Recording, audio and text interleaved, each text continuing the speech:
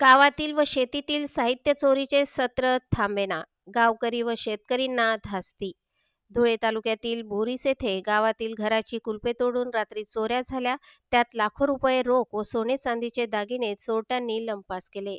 त्या घटनेला 1 महिना झाला असून पोलीस यंत्रणा तपास करत असतानाच चोरट्यांनी आता आपला मोर्चा शेती साहित्य व शेतातील विहिरीवर बसवलेला सिंचन पंप चोरट्यांनी लक्ष्य केला आहे.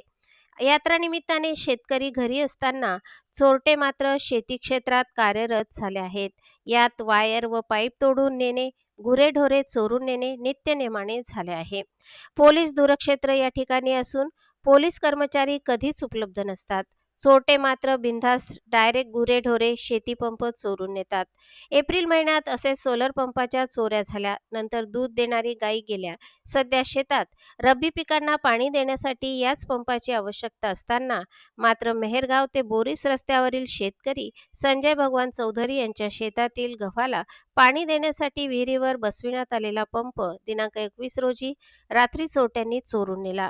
पहाटे शेतकरी संजय चौधरी शेतात गेले असता त्यांना विहिरीवर पाईप व वायर तोडलेले दिसल्यावर धक्काच बसला. 12-13 वर्षांपूर्वी विहिरीवर बसवलेली मोटर पंप चोरीला गेली म्हणून ते हतबल झाले आहेत.